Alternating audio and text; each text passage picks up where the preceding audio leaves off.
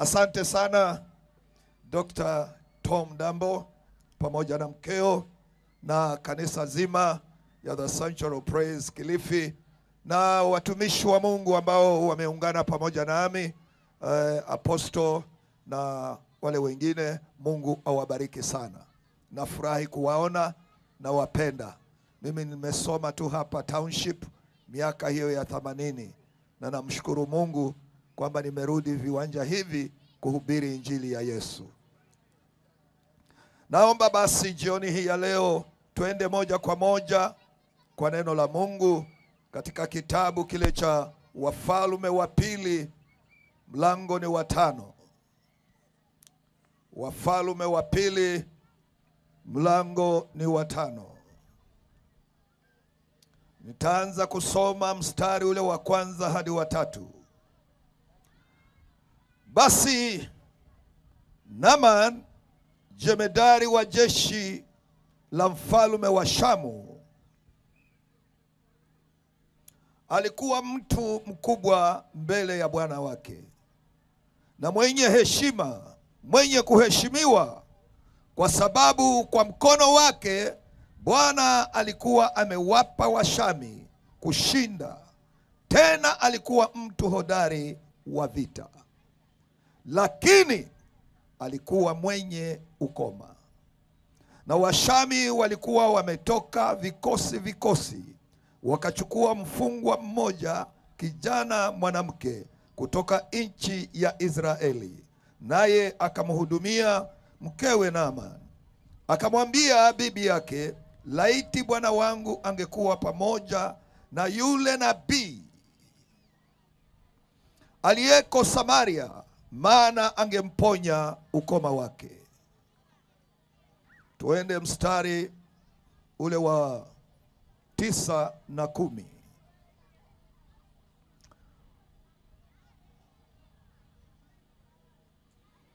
Basi Naaman akaja na farasi wake na magari yake, akasimama mlangoni pa nyumba ya Elisha. Naye Elisha akampelekea mjumbe akisema, enenda ukaoge katika Yordani mara 7, na nyama ya mwili wako itakurudia, nawe utakuwa safi. 14. Ndipo akashuka akajichovya mara 7 katika Yordani, sawasawa na neno lake yule mtu wa Mungu, nayo nyama ya mwili wake ikarudi ikawa kama nyama ya mwili wa mtoto mchanga, akawa safi.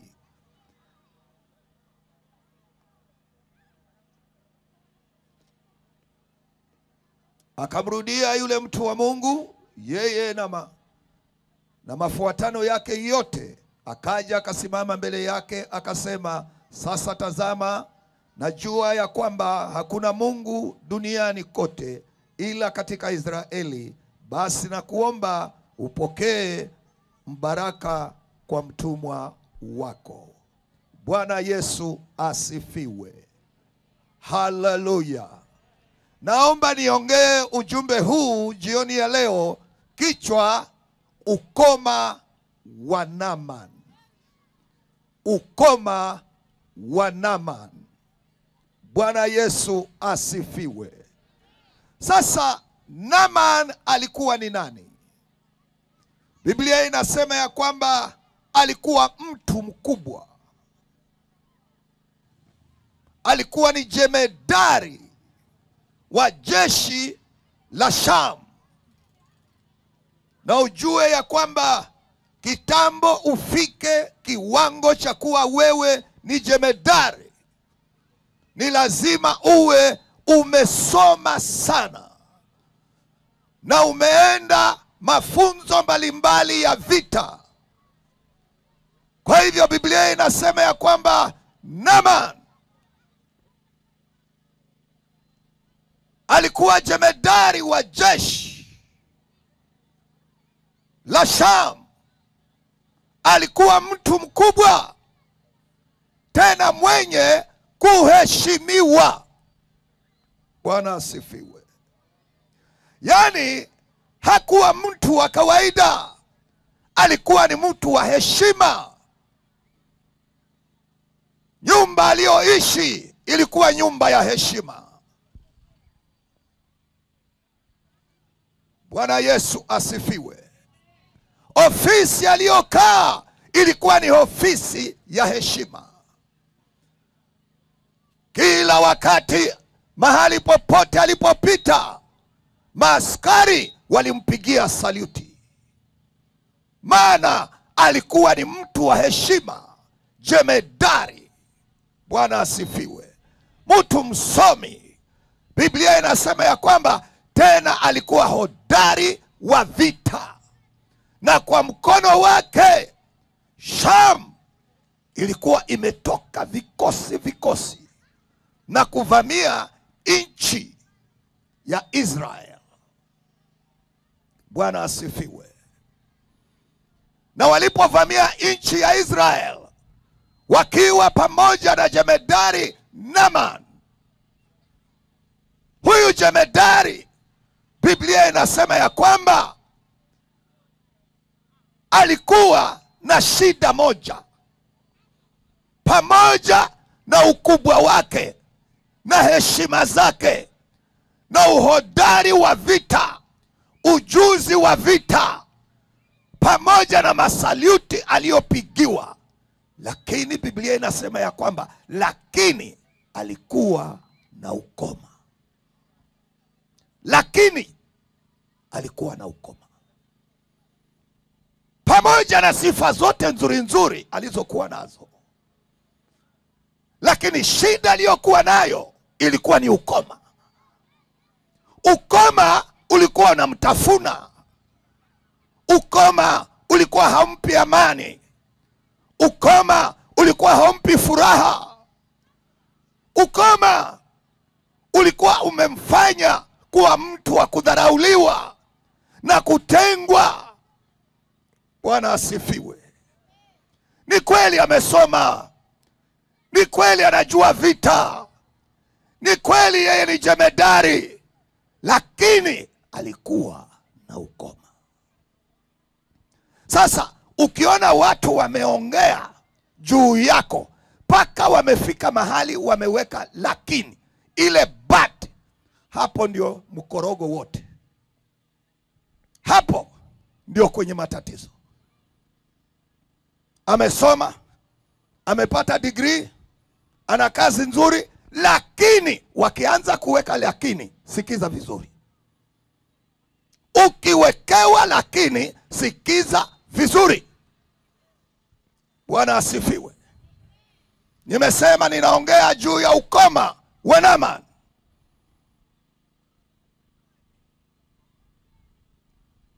Naaman hakuwa mtu rais. Hukuwa unaweza kumuona ovyo ovyo. Ni lazima kuwe na protocol ya kumuona Naaman. Lakini alikuwa na ukoma. Yani ukifika pale ndani kumuona, hata wewe ungemsitikia, ungesikitika kwa ajili yake. Maana ukoma umekula macho, umekula midomo, umekula vidole vya mikono, umekula vidole vya miguu. Ukifika pale ndani ungemkuta Naaman hana viatu, hana socks, ni vidonda, ananuka, ni mchafu, macho yanamlenga. Mshahara ni mzuri, anapata mshahara mkubwa, lakini ana ukoma. Shida yake ilikuwa si nyingine, si pesa, hapana, si nyumba, nyumba ilikuwa si tatizo, lakini ukoma. Na ukoma hauna dawa. Ukisikia mtu ana ukoma kama Naaman, na ni jemedari wa jeshi, alikuwa ametembezwa hospitali zote za bei, wacha hizi za county, kienda unakosa hata Aspro, hakuna. Naambiwa kanunue nje, unashindwa.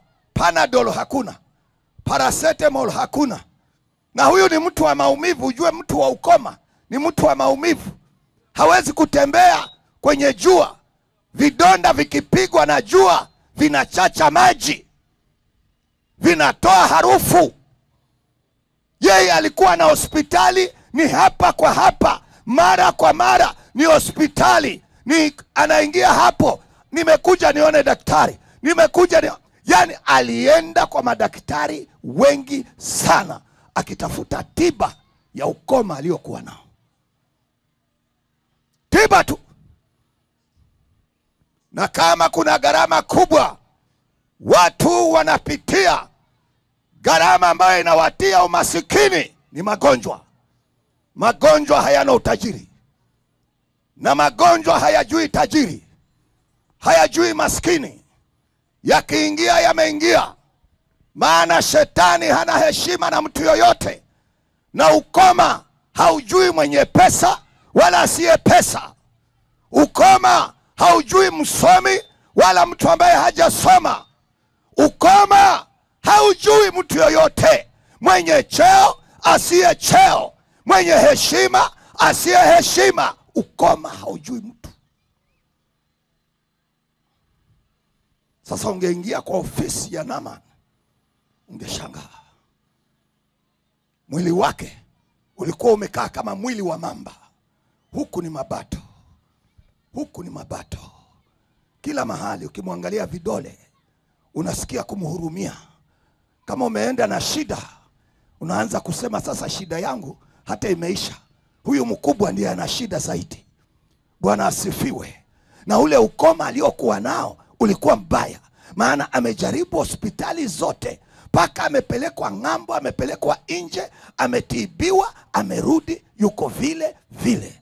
Alipoona mambo yameshindikana mahospitali, akageuka kwa waganga. Waganga nao wakatengeneza vitu vyao, wakamwambia ruka, ruka, ruka, ruka hii mitambo yetu, ruka hivi vitu vyetu, vaa haya mahirizi, chukua haya mapande, badilisha hii nguo. Lakini bado ukoma ulikuwa pale pale. Muulize mwenzako, je, wewe ukoma wako ni nini jioni ya leo? Mbona hausikii dawa? Bwana asifiwe. Ukoma wako ni nini? Maana ukoma unafanana na dhambi. Ukoma unatesa, dhambi inatesa. Dhambi haina amani, ukoma hauna amani. Bwana asifiwe. Dhambi haina usingizi, ukoma hauna usingizi. Bwana asifiwe. Ukoma ni aina fulani ya dhambi. Maisha machafu yanatesa kama vile ukoma unavyotesa. Na unajua dhambi inakumaliza pole pole. Kama ni nguvu za kiume na wewe unajifanya kuwa wewe ni bingwa wa wanawake, unakumaliza pole pole. Nguvu za kiume zinaisha, zinaisha. Juzi nilikuwa naongea na kijana mmoja, juzi wa miaka 30. Akaingia kwenye ofisi, akaniambia, pastor, nataka nikuambie kitu ambacho hata wazazi wangu sijawaambia. Akamwambia, hujawaambia? Wala sijaambia mtu mwingine. Nataka nikuambie. Nikamwambia ni nini? Akasema, mimi niliwahi kuokoka, lakini sikuwa stable, nikarudi nyuma. Lakini nimekuwa na shida ya kuumwa na homa ovyo ovyo tu, mara kwa mara. Naenda nikichukua dawa wapi, naenda nikichukua dawa wapi. Mwisho wale madaktari wakasema, ngoja tukupime, toa damu tukupime. Walipompima wakampata yuko positive. Roho ikampasuka. Akaanza kusema, unajua mwanamke wa mwisho mimi nilala naye lini? Nikamwambia, huyo wa mwisho, huyo hakuwa salama. Asema, nifanyeje? Nikamuuliza, kwani wamekwambiaje? Akasema, wameniambia nichukue dawa. Nikamwambia, usipuuze, kama unajipenda nenda ukachukue dawa. Sema, si uniombe? Nikamwambia, nitakuombea. Asema, unajua pastor, hata watu wananiambia ati napungua. Nikamwambia mimi naanza kuona leo, kwa hivyo sijui kama unapungua kama unaongezeka, lakini ningekwambia kula dawa. Nikamuuliza umeoa? Akasema bado. Unajua ukoma unakula mtu polepole, unamaliza mtu polepole. Ukoma haukuui siku hiyo. Ukishikwa na ukoma haukuui siku hiyo ndugu yangu. Haukuui.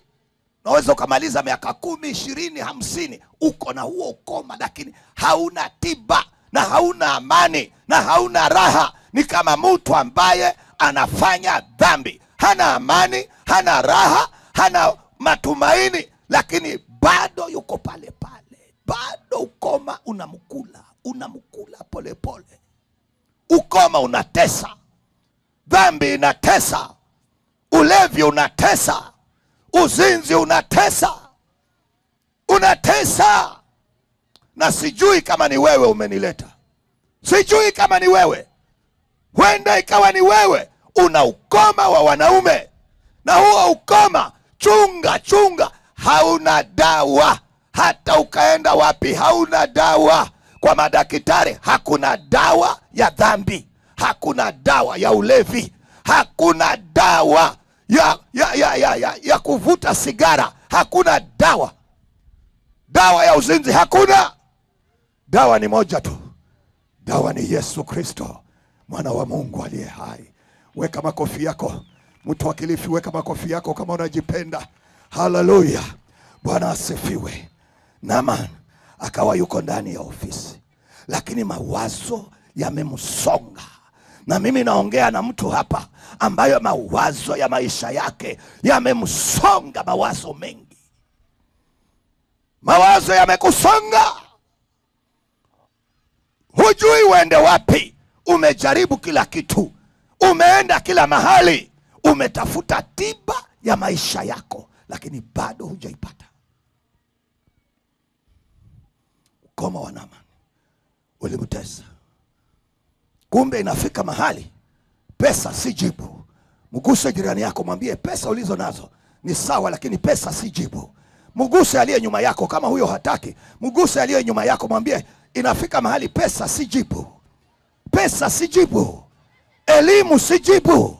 Cheo si jibu. Bwana asifiwe. Nyumba nzuri si jibu. Yesu ndiye jibu la maisha yako. Mpe Bwana Yesu makofi yako mazuri. Yesu peke yake ndiye jibu la maisha ya wanadamu. Yesu peke yake. Naaman akajaribu kuenda kazini. Watu wakampokea kazini, wakimuona wanampigia saluti, lakini yeye akiwaangalia hivi anaona kifo. Anaona kifo kimenikodolea macho.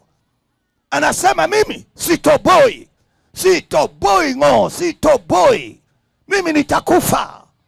Mbona hakuna dawa? Akawa anaishi maisha ya kukata tamaa. Kukata tamaa. Mtu wa kuvunjika moyo. Na mimi najua naongea na mtu hapa ambaye amevunjika moyo katika maisha yake. Amekata tamaa katika maisha yake. Anaishi tu, lakini ni kujiishia. Hajui anaishi kwa nini. Anatamani agongwe na gari afe. Anatamani afanye vituko. Watu wangempigia saluti, afande. Lakini Naaman alikuwa na ukoma. Ukoma ndio ilikuwa shida yake. Kizungu, alikuwa na kizungu mingi, lakini alikuwa na ukoma. Ukoma tu ndio ilikuwa tatizo lake. Akajaribu waganga wakafeli. Wakashindwa. Hawakumsaidia. Na mimi najua hiyo shida yako umeipeleka mahali kwingi. Umeenda mahali kwingi na umetapeliwa mpaka umeambiwa omba na chumvi, na umenunua chumvi. Umeomba nayo. Umeenda kwa waombezi, wamekutapeli.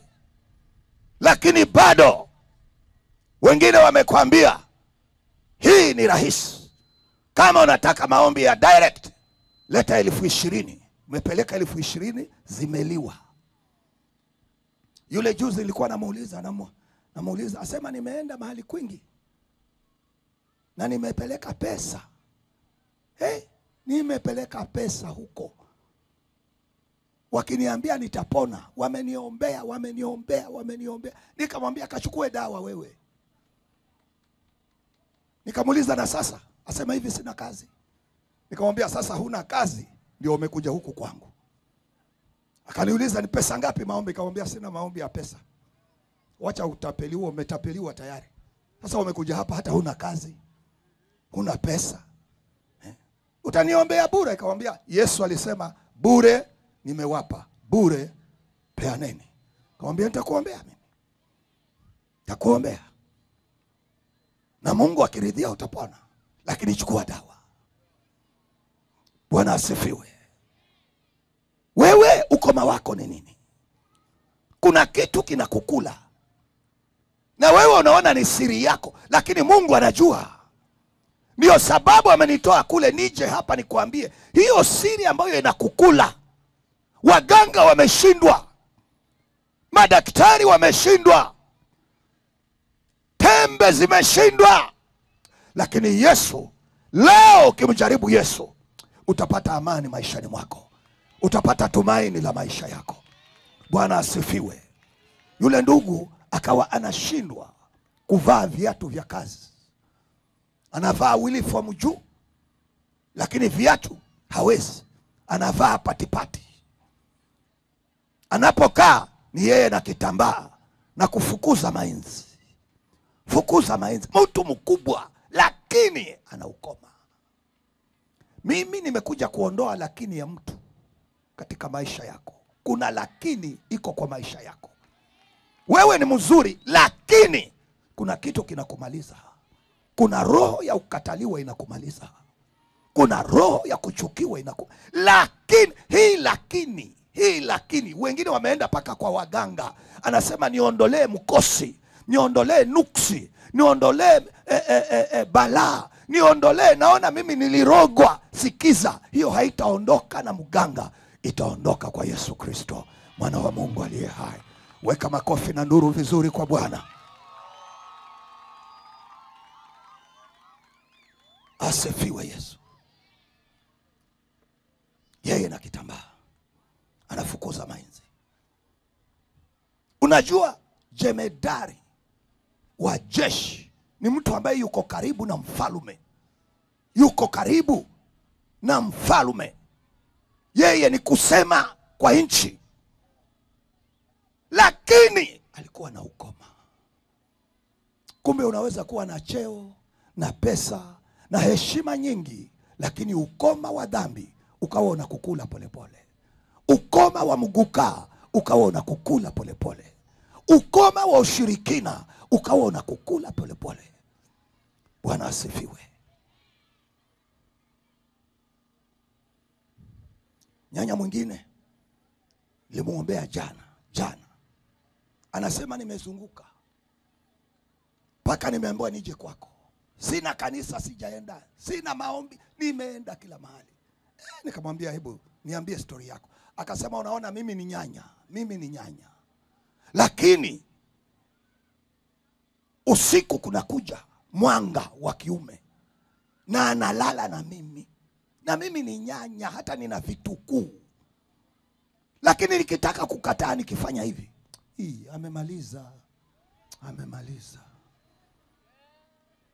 Asema ananibeba huo usiku. Asema silali. Ananipeleka huko shambani na ngoa mihogo. Ananipeleka kwenye kaya, huko kwenye kaya na washa moto, huko twazika maiti. Anasema naona vituko, nalishwa nyama, nala supu, kuku, samaki, vitu vingi nalishwa. Nikiamuka tumbo imejaa. Nasikia mwili ni mzito. Kuna vitu vinatambaa kwa miguu. Jana nikamuita Reverend. Kamwambia Reverend njoo. Walikuwa wako wawili. Mbia njoni hapa. Huyu lazima leo afunguliwe. Akasema mimi nitapona. Akamwambia utapona.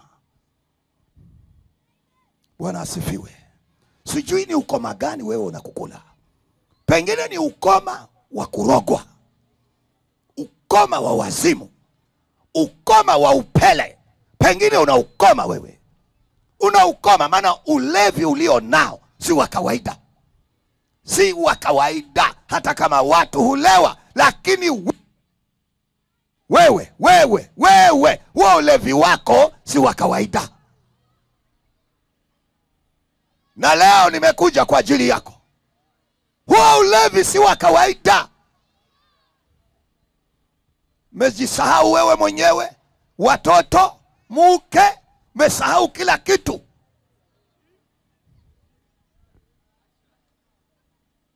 Bwana asifiwe. Si ya kawaida hiyo. Huu kama wa Naamani, mbone bado namaliza watu. Sasa Biblia inasema wakatoka vikosi, tena akawaongoza wanajeshi wake akiwa amevaa patipati, wakaenda vitani, wakapigana na Mwisraeli. Biblia inasema wakashika mateka msichana mmoja mdogo, wakarudi naye mpaka Shamu. Wakasema huyu msichana na awe maid wa bibi ya Naamani, na awe mfanyikazi wa nyumbani. Na wewe unajua wafanyikazi wa nyumbani vile wanavyodharauliwa. Wafanyikazi wa nyumbani hawana sauti.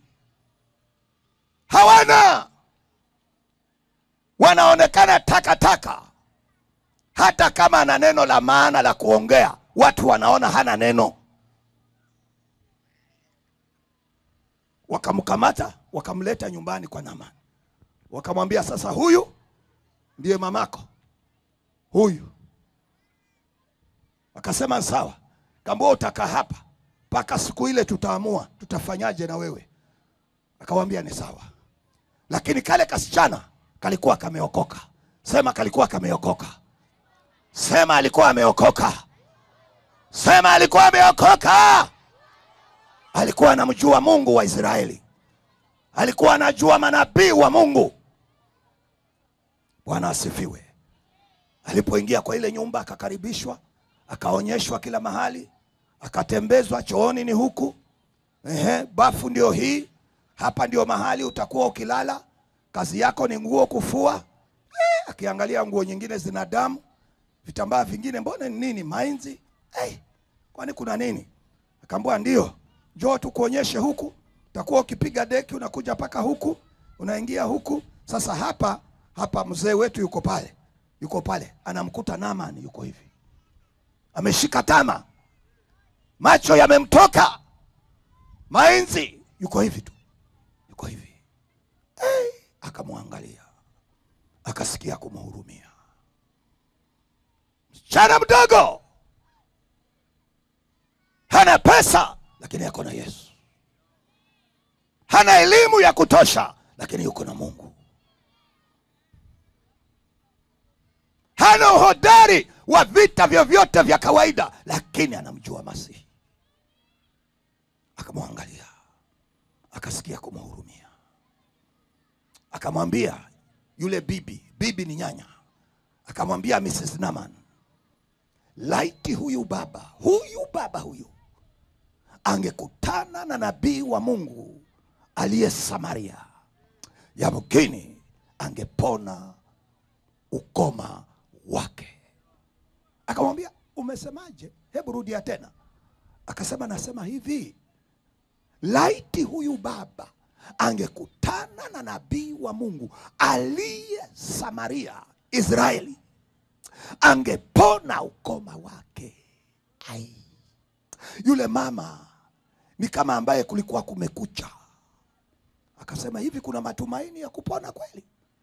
Maana hapa nyumbani Naaman analala chumba chake, mkewe analala chumba chake, meza hawali meza moja, hawatumii glasi moja, hawatumii sahani moja, kila mmoja ana chumba chake. Kitu gani kimewatenganisha? Ukoma.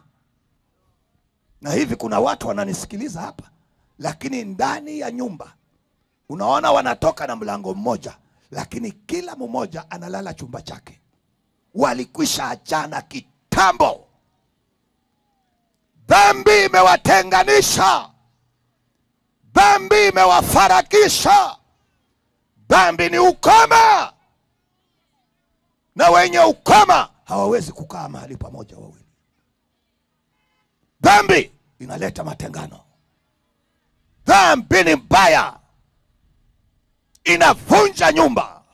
Ukoma unavunja nyumba, vunja ndoa, unavunja. Hiyo ni kazi ya ukoma.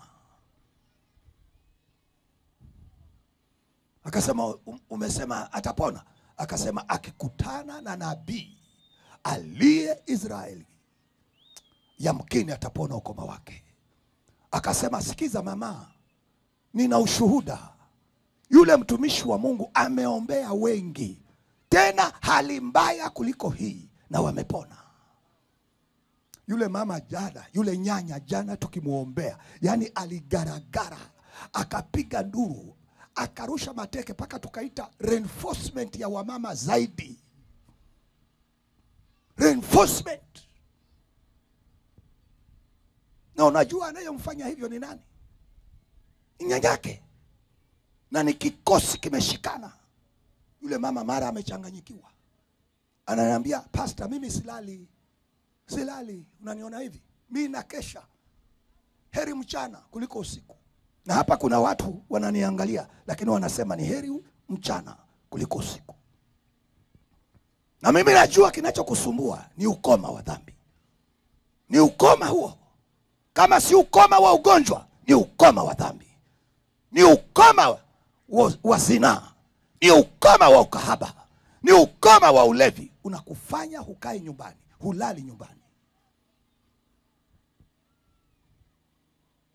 Akasema, nimeona hata wafu wakifufuliwa. Nimeona wenye ukoma wakitakasika kule. Nina ushuhuda. Nimeona wenda wazimu wakipona. Mama, huyu baba akienda akikutana na nabii wa Mungu, yamkini atapona ukoma wake. Yule mama akachukua lile neno akampelekea Naaman. Naaman alipoambiwa, alisikia ametiwa nguvu, alisikia amepata ushindi. Akasema, amesemaje? Ambiwa, ukakutane na nabii wa Mungu aliye Samaria. Nani anasema hivyo? Akaambiwa ni yule mfungwa, yule mlimtoa Israeli, yule mtumwa, yule msichana mdogo, yule mfanyikazi wetu. Huyo ndiye anasema mambo hayo. Hebu muiteni. Akaitwa. Mama, unasemaje? Naaman ameanza kusmile kwa mara ya kwanza. Ana smile kwa maid. Akamwambia, baba, ukikutana na nabii wa Mungu aliye Samaria, utapona huu ukoma wako. Na mimi nataka nikwambie hivi, leo ukikutana na Mungu, ukoma wako utatakasika. Ukoma wako utapona. Ukiwa ni wa dhambi utapona. Ukiwa ni wa magonjwa utapona. Ukiwa ni wa uchawi utapona. Ukikutana na Mungu leo, ukikutana na Yesu leo, kama utagairi na umsongelee Yesu, nataka nikwambie, huo ukoma wako utakuachilia. Huo ukoma utakuachilia. Huyo shetani atakuachilia. Hilo jine la kiume litakuachilia. Hilo jine la kike litakuachilia. Weka makofi na nduru kwa Bwana vizuri.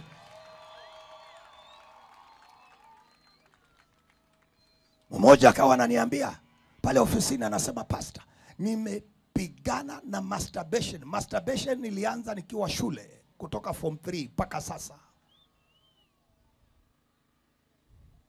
Na wewe kama mtu wa masturbation, sikiza, haina dawa, haina sindano, wajihangaisha bure. Leo kutana na Muumba wako. Hilo pepo litaenda. Hilo riroho litaenda. Hilo jine la bahari litaenda. Weka makofi na nduru kwa Bwana vizuri, haraka.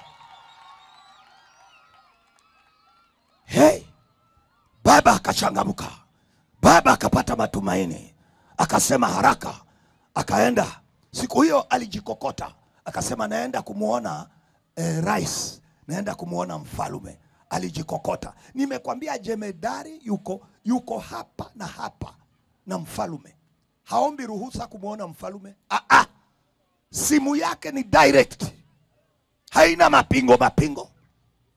Akainua simu, asema, mfalme, ishi milele, naja nikuone, nina tatizo. Akaambiwa, njoo haraka, we ni mkubwa wa majeshi ya nchi, njoo. Akajikakata na yeye na ukoma wake huko na kachupa kamaji. Tena alirauka asubuhi ili awahi asipatwe na jua. Akifika ofisini, jasho linamtoka, ananuka, lakini mfalme lazima msikilize. Akamwambia, nina habari hizi, nimeambiwa na maidi wangu, yule anatoka Israeli. Kumbe watu wa Israeli ni watu wenye maneno ya matumaini, ni watu wenye habari njema, ni watu wenye neno la uponyaji. Pe Yesu makofi yako mazuri. Ameniambia kama naweza ukutana na nabii wa Mungu aliye Samaria, nitapona ukoma. Akamwambia asema amenihakikishia. Akamwambia, ngoja niandike barua, haraka uende.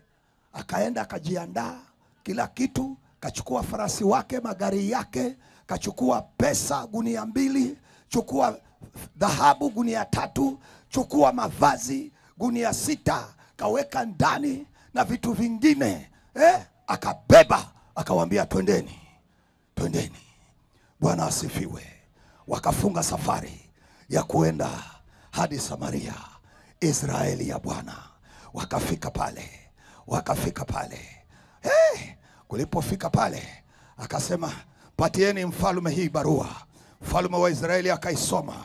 Alipomaliza akasema, ni nini hii? Akararua mavazi yake. Kwani mimi ni Mungu niue na nifufue? Kwani mimi ni Mungu? Angalieni, huyu mtu anataka uchokozi na mimi. Akasema, ni barua gani hii? Kwani mimi naponya ukoma hapa? Sina dawa mimi, sina dawa. Ukoma umetatiza watu. Kuna watu ni wafalme lakini wanatatizwa na ukoma. Wengine ni ukoma wa ulevi, wengine ni ukoma wa chang'aa, wengine ni ukoma wa wines and spirits, wengine ni ukoma. Na huo ukoma kama hutaushughulikia leo, huo utakupeleka mahali pabaya. Elisha akasikia, akaambiwa mfalme amerarua mavazi. Akauliza, kwa nini? Asema, kuna mtu amekuja wa ukoma ambaye anataka amponye. Akamwambia, mfalme, usirarue mavazi, hebu mtume huyo mtu hapa, atajua kwamba kuna Mungu Israeli. Weka makofi na nuru kwa Bwana. Na mimi najua hata wewe umehangaika, hata wewe umezunguka, hiyo tatizo imekupeleka mbele nyuma, kushoto kulia, lakini umekosa tiba, umekosa jibu. Leo kutana na Muumba wako, ana jibu la maisha yako, ana suluhisho la shida zako.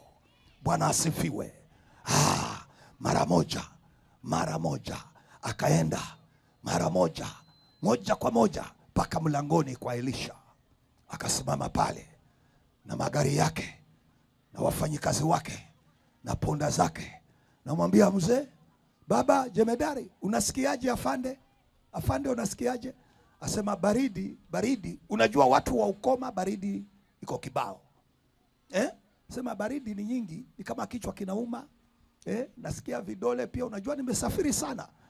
Na hii vidonda saa nyingine vinaumiza. Lakini najitia nguvu.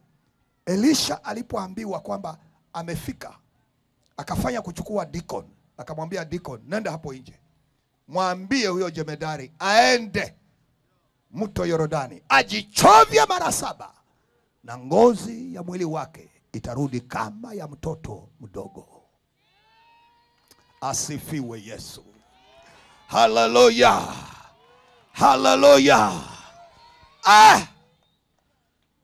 Asifiwe. Naamani akasema, mimi nilifikiria huyu mtu atatoka nje, yani amekasirika hapa. Nilifikiria atatoka nje, aje aweke mkono mahali kuna kidonda, kuna ukoma, aniombe kwa Bwana. Unafikiri kushika kidonda cha ukoma ni rahisi? Wewe unaweza kufanya hivyo kweli? Sasa yeye akawa anateta peke yake, anateta, anagombana, maana amejaa kiburi. Kiburi kimemjaa. Akasema narudi, kwani kule kwetu hakuna mito. Dameski ni mzuri sana. Kuna mito huko mizuri, mimi ningeoga nikasafishika. Ananiambia nini sasa? Wale wafanyikazi alioenda nao, watumishi wake, wakamwambia baba, pole pole. Angekuambia kitu kikubwa ungefanya? Sema ningefanya. Na si amekwambia neno rahisi. Si uende tu uingie alafu uone kutakuwa nini. Bwana asifiwe. Bwana asifiwe. Na mani akasema wacha nijaribu. Wacha nijaribu. Na mimi naomba jioni ya leo jaribu. Mjaribu Yesu leo. Muamini Yesu leo. Muamini Mungu leo. Mkaribie Mungu leo. Mrudie Mungu leo. Leo na huo ukoma ulio nao, umeshinda madaktari lakini haujashinda Mungu. Dhambi hiyo imeshinda waganga lakini haijashinda Mungu. Naomba mjaribu Yesu leo. Naomba mjaribu Mungu leo. Naomba mjaribu Masihi leo. Bwana asifiwe. Ndiye huyo moja kwa moja akaenda mpaka mto Yordani kama alivyoambiwa. Alipofika pale, wale watumishi wake wakamwambia, sisi tunakuhesabia wewe, jichovye ndani, ukitoka tunahesabu, ukitoka tunahesabu mpaka mara 7, alafu tuone. Maana hilo ndilo neno la nabii. Sikiza, uponyaji wako uko katika kutii. Wokovu wako, baraka zako ziko katika kutii. Tii neno la Mungu, tii maagizo ya nabii, tii vile unavyoambiwa, utauona utukufu wa Bwana. Akajikusanya, akashuka kutoka kwa gari lake. Naomba jioni ya leo, mtu wa Kiwandani, mtu wa Kilifi, shuka. Shuka wewe, shuka. Shuka kwa kiburi, shuka kwa ujuaji wako, shuka. Shuka, shuka. Shuka kwa dini zako, shuka. Shuka ukutane na muujiza wako, kutane na Mungu wako, kutane na baraka yako. Kuna mtu ukoma wake unaondoka leo. Leo unaondoka. Leo ukoma unaondoka. Bwana asifiwe. Akaingia mara ya kwanza. Kamwambia ndio, 1, 2. Kambwa rudi tena baba. 3, rudi tena. 4, kambwa rudi tena. 5. Bwana asifiwe. Umeambiwa 7 sio 5. Umeambiwa 7 sio 6. Umeambiwa 7 sio 3. Haleluya. Akaingia tena ya 6. Akasema lakini nasikia kama ni kama ambaye, hebu ngoja nijaribu mara ya mwisho. Alipotoka hivi, ukoma wote, akiangalia ngozi yake imetakasika, ngozi yake imerudi kama ya mtoto mdogo, vidole viko sawa, nyama imeanza kumea, akakuta vidonda vinanyauka, vidonda vinakauka. Akasema nimepona, nimekombolewa, nimepata jibu. Kumbe kuna Mungu Israeli, kumbe kuna nabii Israeli, kumbe kuna watumishi Israeli. Nimepona. Leo nimepona. Nina wimbo mpya, nina ushuhuda mpya, nina ushindi. Akawa na yeye anacheza, na yeye ana smile, Siku hiyo Naaman akarudi akiwa na furaha. Amekuja wa kushindwa lakini anarudi wa ushindi. Amekuja wa kushindwa lakini anarudi na ushindi. Amekuja mgonjwa lakini anarudi bila ugonjwa. Amekuja na ukoma lakini anarudi bila ukoma. Maana ametii maagizo ya nabii. Amejichovya ndani ya bawa ya Yordani, naye ametakasika, naye amepona. Bwana asifiwe. Ukoma ulikuwa umeshinda mahospitali, umeshinda sindano, umeshinda waganga. Lakini alipotii neno la nabii akamrudia Mungu, ukoma wake ulitakasika. Hebu sikiza, sikiza. Simama hapo, simama, simama, nataka nikuombe. Simama, nataka nikuambie kitu. Simama, songa karibu, songa karibu, songa karibu, songa karibu. Yale yalifanyika kwa Naamani yanaweza yakafanyika kwako. Hapo hapo, songa karibu. Yale yalifanyika kwa Naamani yanaweza yakafanyika kwako, yanaweza yakafanyika kwako. Songa karibu. Hiyo lakini inaweza ikaondoka, hiyo lakini ya maisha yako, hiyo lakini, hiyo lakini, hiyo lakini iliyo ndani ya maisha yako.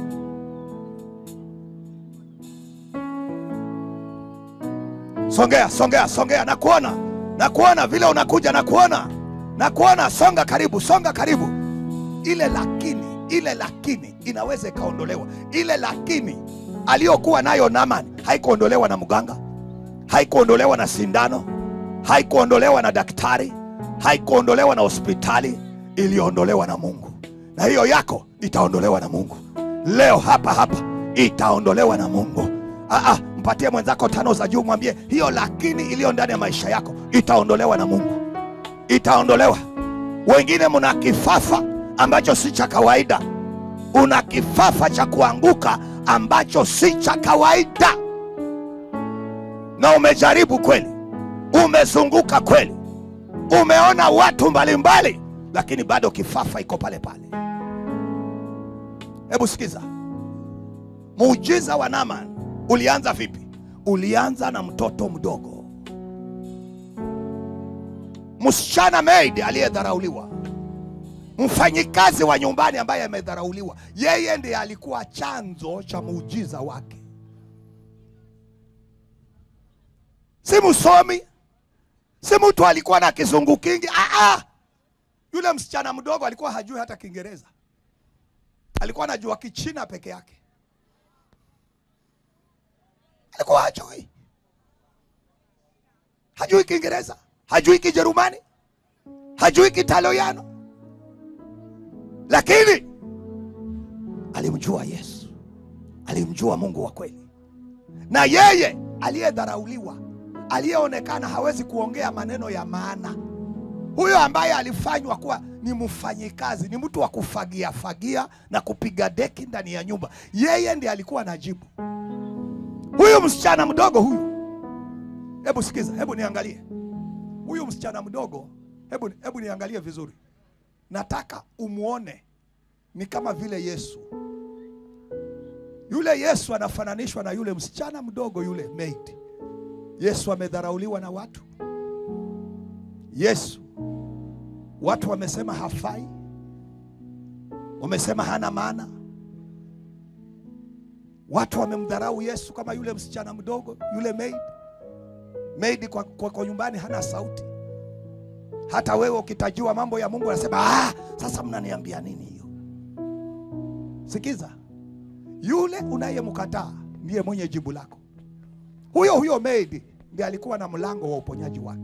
Na huyo Yesu ambaye wewe unamkataa, ambaye wewe umekuwa ukimdharau kila siku, huyo Yesu ambaye wewe umekuwa ukipingana na watu wa Kilifi na wahubiri wa Kilifi ukiwaambia hamtaniambia kitu, hata mimi naenda kanisani.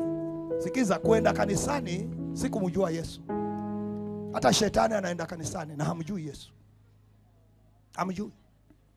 Huyo maid aliyekuwa amedharauliwa, kumbe ndiye aliyekuwa na jibu. Akasema huyu baba akikutana na nabii aliye Samaria atapona. Sikiza, huyo Yesu ambaye unamdharau ndiye yuko na hatima yako, ndiye yuko na uponyaji wako, ndiye yuko na baraka zako. Huyo Yesu ambaye wewe amekusinya, hata ukisikia anatajwa unasema naenda chooni kidogo, naenda chooni alafu naja. Huyo ambaye unamdharau na kumkataa, huyo ndiye ana wokovu wako. Na ukiendelea kumkataa utakufa katika dhambi zako.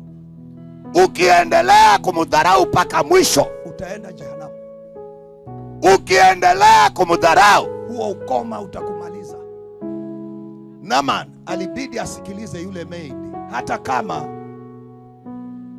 ni mfanyikazi, ni mtumwa, ilibidi amsikilize. Mbona wewe humsikilizi? Wewe umedanganywa. Mara unasema Yesu ni mzungu. Una uhakika ni mzungu? Wewe imeandikwa wapi kwamba Yesu ni mzungu? Ni wapi imeandikwa kwamba Yesu ni mzungu? Imeandikwa wapi kwamba Yesu ni Mwafrika? Imeandikwa wapi kwamba Yesu ni Mtaliano, ni Mjerumani? Sikiza, Yesu ni mwana wa Mungu aliye hai. Muujiza wa Naaman ulianza na maid. Kasichana kaliko dharauliwa, kumbe kalikuwa kamebeba hatima ya Naaman. Na huyu Yesu ambaye unamdharau, maana una kizungu kingi, maana una pesa nyingi, huyu Yesu ambaye unamdharau ndiye mwenye hatima yako, ndiye mwenye kesho yako. Huyo ambaye unamdharau, huyo ambaye unamuona si kitu, huyo ndiye amebeba furushi la uponyaji wako, amebeba furushi la ukombozi wako. Wasemaje jioni ya leo? Naaman alikuja akiwa analia, lakini alirudi akicheka. Nataka leo urudi ukicheka. Nataka leo urudi ukicheka. Nataka leo urudi na furaha. Urudi na wimbo mpya. Urudi na ushuhuda mpya. Leo hebu mpe Yesu maisha yako. Mpe Yesu maisha yako leo. Mpe Bwana maisha yako leo. Mungu hajashindwa kukuponya. Ni wewe umemdharau. Umemdharau. Umemdharau Yesu. Umemdharau Yesu. Kumbe ndiye mwenye jibu. Sikiza mpendwa, ukiniona hivi, ni Yesu peke yake. Yesu ndiye amenitengeneza. Yesu ndiye ameniunda. Anaweza akakuunda na wewe. Anaweza akarudisha hatima yako. Naona kuna ukoma na kukula polepole, dhambi na kukula polepole. Wengine ni masturbation, wengine ni husband spirit, mwanga wa kiume, wengine ni mwanga wa kike. Kweli ukienda kulala, kuna mwanamke anakuja analala na wewe. Hulali wewe, hulali. Una shida. Una shida. Una shida. Sikiza. Fanya maamuzi leo. Fanya maamuzi. Huo ukoma, Naaman alikuwa amezunguka kote asipate jibu. Alienda kila mahali asipate suluhisho. Lakini aliporudi kwa Mungu alipata suluhisho. Rudi kwa Mungu leo upate jibu la maisha yako. Inamisha kichwa chako. Funika macho yako. Waimbaji, patie wimbo. Tuimbe pamoja huu wimbo. Inamisha kichwa.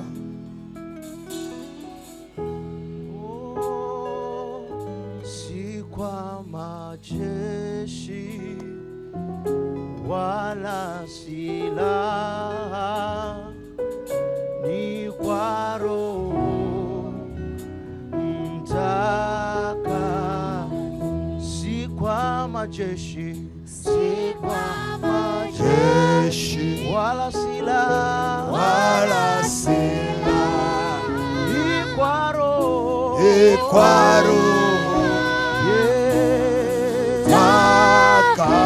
Mtakatifu. nguvu za giza, Nguvu za giza zimeshindwa kwa jina la Bwana. kwa jina la Bwana Yesu. Nguvu za giza Nguvu za giza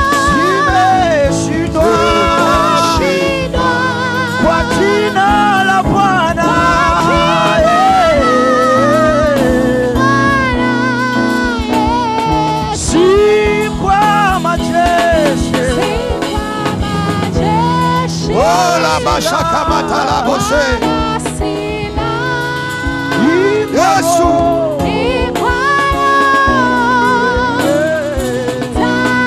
Kwa Roho Mtakatifu. Nguvu za giza.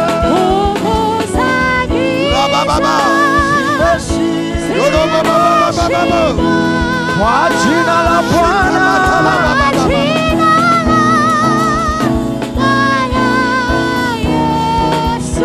Nguvu za giza zimeshindwa. Zimeshindwa nguvu za Kwa giza. jina la Bwana Yesu. Zimeshindwa nguvu za shetani. Nguvu za mapepo zimeshindwa. Kwa majeshi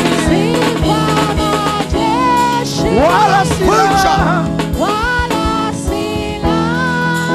Ila mifungo. Ila mifungo vivunjike. Ila nira zivunjike. Nguvu za giza. Ila madhabahu za kuzimu zivunjike. Zimeanguka chini zote. Kwa jina la Bwana.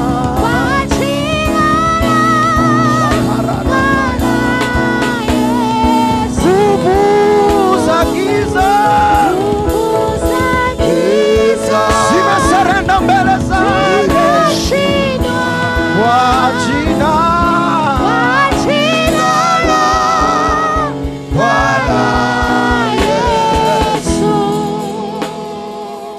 Inamisha kichwa chako. Baba Mungu, wewe ndiwe Mungu wa wote wenye mwili. Hawa wote ni mali yako, wameumbwa kwa sura na mfano wako. Ninaomba kwa jina la Yesu, nafasi hii wasiipoteze. Wasiipoteze hii nafasi. Wape maamuzi juu ya maisha yao na kesho yao. Ukiwa umeinamisha kichwa chako na umefunga macho yako, unasema, mchungaji, nimechoka na ukoma huu. Ukoma wa dhambi umenichokesha, umeninyanyasa, umenitesa. Huu ukoma umenitesa. Ukoma huu wa magonjwa, ukoma huu hausikii dawa. Kila mwaka nimeweka mikakati ya kuacha ulevi, kuacha bangi, kuacha muguka, na shindwa. Nateseka, nimechoka. Nataka leo Bwana anipumzishe. Nimechoka, nimechoka. Unasema, mchungaji, ni wewe umetumwa kwangu, umetumwa kwangu. Huu ukoma umenichokesha. Huu ukoma wa anasa, huu ukoma wa ulevi, huu ukoma wa dhambi, huu ukoma wa magonjwa, huu ukoma wa ndoto mbaya umenichokesha. Huu ukoma wa kukata matumaini, huu ukoma wa kuvunjika moyo, kuona nafa, huu ukoma umenichokesha. Leo nataka mwanzo mpya, nataka mapumziko, nataka nifunguliwe, nataka niwekwe huru. Unasema, nataka mapumziko leo, nimechoka na huu ukoma. Huu ukoma umenichokesha, umenichokesha. Nataka Mungu aingilie kati. Kama uko pale unasema, nataka Mungu aingilie kati, nimechoka na huu ukoma, Mungu ingilia kati. Inua mkono wako juu, inua juu. Umechoka kabisa,